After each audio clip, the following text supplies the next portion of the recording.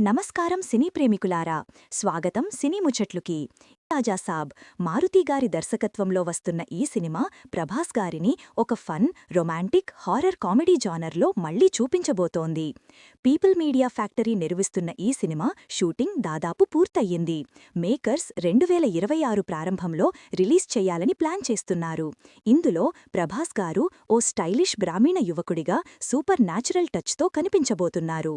తరువాత spirit, Arjun Reddy, animal వంటి black బస్టర్లకు దర్శకత్వం వహించిన సందీప్ రెడ్డి వంగా గారు ఈసారి ప్రభాస్ గారితో కలిసి ఓ పవర్ఫుల్ పోలీస్ స్టోరీని తెరకెక్కిస్తున్నారు.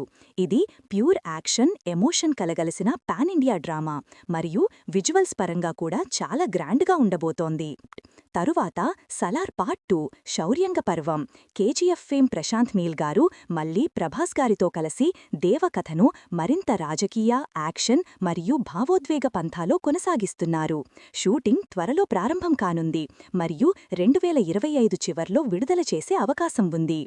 తరువాత ఫౌజీ, సీతారామం వంటి హృదయానికి హత్తుకునే సినిమా ఇచ్చిన హను రాఘవపూడి గారి దర్శకత్వంలో వస్తున్న ఈ మూవీ స్వాతంత్ర్య సమయానికి ముందు సెట్ అయిన ఓ ఎమోషనల్ వార్ డ్రామా. ప్రభాస్ గారు ఇందులో భారత సైనికుడి పాత్రలో కనిపించబోతున్నారు.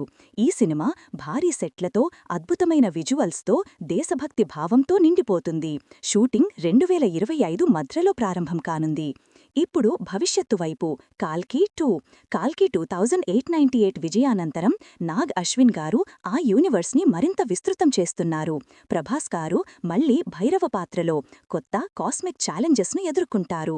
ఇది భారతదేశంలోనే అత్యధిక బడ్జెట్తో తెరకెక్కే సైఫై సినిమా అవుతుందని సమాచారం. 2027లో రిలీజ్ అయ్యే అవకాశం ఉంది.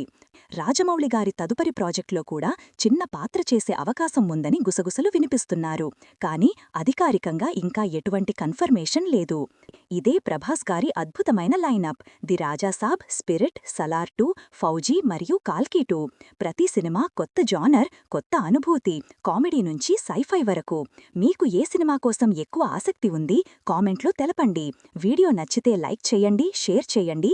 ఇంకా ఇలాంటి టాలీవుడ్ అప్డేట్స్ కోసం సినీ ముచ్చట్లని సబ్స్క్రైబ్ చేయడం మర్చిపోవద్దు.